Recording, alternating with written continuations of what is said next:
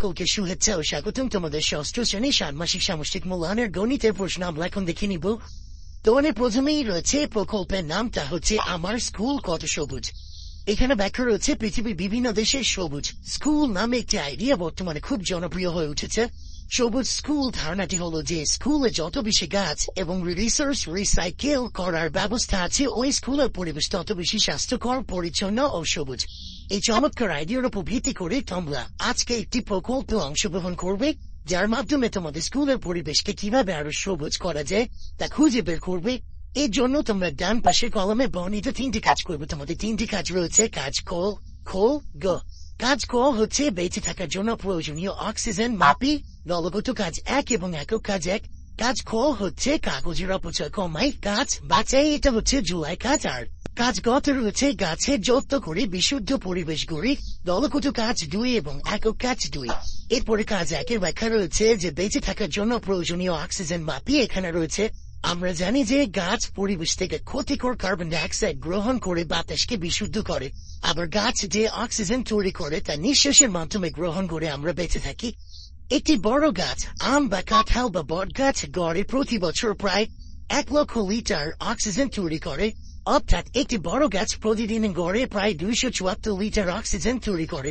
অন্যদিকে একটি ছোট গাছ গাঁদা বা গোলাপ গাছ গড়ে প্রায় 0.12 লিটার অক্সিজেন উৎপন্ন করে। এবার চিন্তা করে দেখো একজন মানুষের প্রতিদিন কি পরিমাণ অক্সিজেন প্রয়োজন হয়। এরা পরীক্ষা করে দেখেছেন যে একজন মানুষ গড়ে প্রতিদিন প্রায় 378 লিটার অক্সিজেন গ্রহণ করে। চলো তাহলে এবার হিসাব করি যে তোমাদের বিদ্যালয়ে যত গাছ আছে আর যত মানুষ আছে সবার জন্য পর্যাপ্ত অক্সিজেন আছে কি, আর যদি না থাকে তাহলে কিভাবে অক্সিজেনের পরিমাণ বৃদ্ধি করা যায় সে পরিকল্পনা করি। দলগত কাজ 1 রয়েছে দলের মধ্যে আলোচনা করে তোমাদের বিদ্যালয়ের গাছের সংখ্যা এবং মোট জনসংখ্যার ভিত্তিতে নিচের সমস্যাগুলো সমাধান করো। দলে আলোচনা ও হিসাব করে সমাধান করবে এবং প্রত্যেকে নিজের খাতায় লিখবে। 1.1 লিখবে যে বিদ্যালয় প্রাঙ্গণে এবং আশেপাশে বড় গাছের সংখ্যা আনুমানিক কত হতে পারে তা দলের সাথে আলোচনা করে লিখো। ষষ্ঠ শ্রেণীতে তোমরা যে শাখায় আছো সেখানে মোট শিক্ষার্থী, বিদ্যালয়ের সকল শিক্ষক এবং কর্মচারী মিলে মোট জনসংখ্যা কত লিখো। 1.3 বিদ্যালয়ের প্রাঙ্গণে এবং আশেপাশে আনুমানিক যে সংখ্যক বড় গাছ রয়েছে তা গড়ে প্রতিদিন কি পরিমাণ অক্সিজেন উৎপন্ন করে। 1.4 ষষ্ঠ শ্রেণীতে তোমার শাখায় মোট যে জনসংখ্যা অর্থাৎ শিক্ষক, শিক্ষার্থী এবং কর্মচারী রয়েছে তাদের প্রতিদিন গড়ে কি পরিমাণ অক্সিজেন প্রয়োজন হয়। 1.5 তোমার শাখায় সকলের জন্য শিক্ষক, শিক্ষার্থী ও কর্মচারী গড়ে প্রতিদিন যে পরিমাণ অক্সিজেন প্রয়োজন হয় সেই পরিমাণ অক্সিজেন বিদ্যালয়ের গাছগুলো উৎপন্ন করছে কি। দলের সকলে মিলে আলোচনা করে সিদ্ধান্ত প্রয়োজনীয় সংখ্যক বড় গাছ তোমাদের বিদ্যালয়ে রয়েছে কি, গাছ না থাকলে কি করা যায় প্রভৃতি এগুলো লেখো। এরপরে আমাদের একক কাজ 1 রয়েছে যেখানে রয়েছে আমার পরিবারের জন্য অক্সিজেন হিসাব করি। এখানে প্রথমে রয়েছে তোমার পরিবারের সকল সদস্যদের গড়ে প্রতিদিন কি পরিমাণ অক্সিজেন লাগে। পরবর্তী প্রশ্ন, গড়ে একজন মানুষের যে পরিমাণ অক্সিজেন লাগে এবং গড়ে তোমার পরিবারের সদস্যদের যে পরিমাণ অক্সিজেনের প্রয়োজন হয় তা অনুপাত আকারে লিখো। তুমি যে অনুপাত লিখেছ তা একটি সমতুল্য অনুপাতে প্রকাশ করো। তোমার পরিবারের সকল সদস্যদের একদিনের অক্সিজেন সরবরাহের জন্য কয়টি গাছ প্রয়োজন। 5 নম্বর প্রশ্ন, তোমার পরিবারের অক্সিজেনের জন্য যতটি গাছ দরকার তা আছে কি।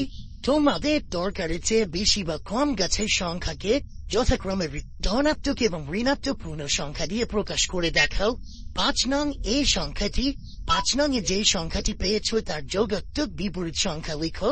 7 রয়েছে তোমার পরিবারের জন্য যে কয়টি গাছ কম না বেশি আছে, কম বা বেশি আছে তা সংখ্যা রেখায় ব্যবহার করে দেখাও। এরপর রয়েছে কাজ খ জোড়াই কাজ, কাগজের অপচয় কমাই, গাছ বাঁচাই। আমরা দৈনন্দিন জীবনে বিভিন্ন কাজে কাগজ ব্যবহার করি। তোমরা কি জানো এই কাগজ কি দিয়ে তৈরি হয়? এই কাগজ তৈরির একটি প্রধান কাঁচামাল হলো কাঠ, যা আমরা পাই গাছ থেকে।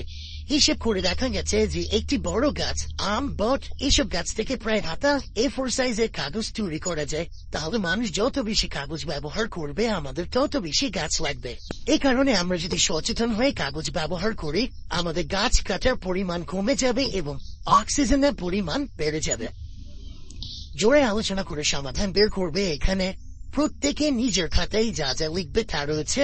তোমরা শ্রেণীর কাজের জন্য বিভিন্ন কাগজ ব্যবহার করে থাকো, যেমন পোস্টার পেপার বা পুরাতন ক্যালেন্ডার বা A4 সাইজের কাগজ প্রভৃতি।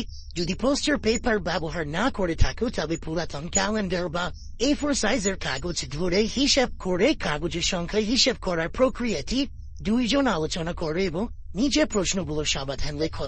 তোমরা দুইজনে গত 5 মাসে ফেব্রুয়ারি থেকে জুন মাস ষষ্ঠ শ্রেণীর সকল বিষয়ের জন্য আনুমানিক মোট কয়টি কাগজ ব্যবহার করেছো তা লেখো।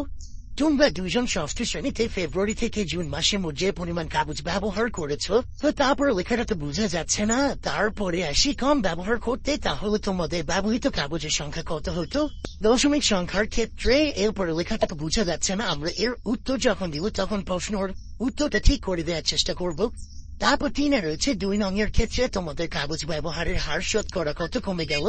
তোমাদের মধ্যে একজন যদি প্রতি চতুর্থ দিনে একবার এবং অন্যজন প্রতি ষষ্ঠ দিনে একবার পোস্টার পেপার ব্যবহার করে, তাহলে 1 এপ্রিল থেকে শুরু করে 30 এপ্রিল মোট 1 মাস পর্যন্ত তোমরা মোট কতবার একই দিনে পোস্টার পেপার ব্যবহার করবে?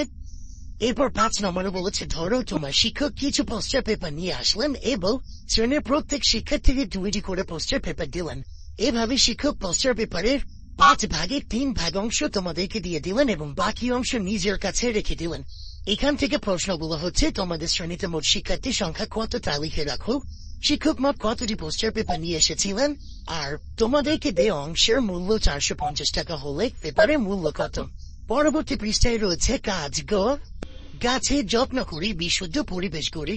তোমরা তো বুঝতেই পারছো আমাদের বেঁচে থাকার জন্য গাছ কত জরুরি এবং গাছের যত্ন নেওয়া কত গুরুত্বপূর্ণ।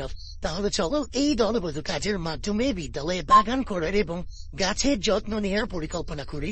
দলগত কাজ 2 রয়েছে গাছ রোপণ পরিকল্পনা। তোমাদের বিদ্যালয়ের বাগানে 2টি প্লট আছে, এগুলো হলো প্লট 1 আর প্লট 2। দলের সদস্যরা আলোচনা করে তোমাদের এমন একটি প্লট নির্বাচন করবে যেখানে তোমরা অপেক্ষাকৃত বেশি ফুল গাছের চারা লাগাতে পারবে। সকলে আলোচনা করো, ছবি এঁকে চিন্তা করো এবং নিচের সমস্যাগুলোর 1 থেকে 4 সমাধান করে প্রত্যেকে নিজের খাতায় লিখবে। প্লট 1 দেয়া রয়েছে, প্লট 2 দেয়া রয়েছে। প্লট 1 বলেছে আয়তাকৃতি, দৈর্ঘ্য বরাবর 26টি, প্রস্থ বরাবর 17টি চারা রোপণ করা হয় এবং পাশাপাশি 2টি চারার মধ্যে দূরত্ব 1 মিটার।